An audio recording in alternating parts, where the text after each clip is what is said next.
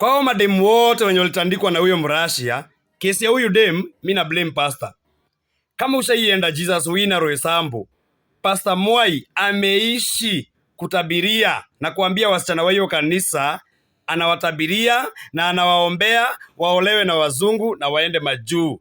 Hiyo ndio inakuwaga ultimate dream ya most of the ladies wenye wako kwa hiyo kanisa. Yes. Sasa haka kadem kaliona prophecy imetimia na Mungu amekuja kanisani direct. You can even see pastor aliongea na huyu Mrashia kwanza.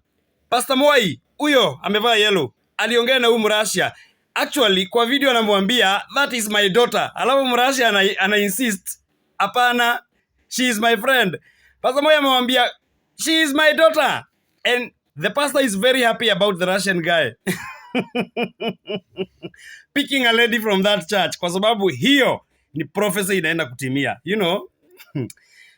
Pole my sister, wewe ndio ulikubali kubebewa akili na huyo mzee. Jesus Winner, oh yeah.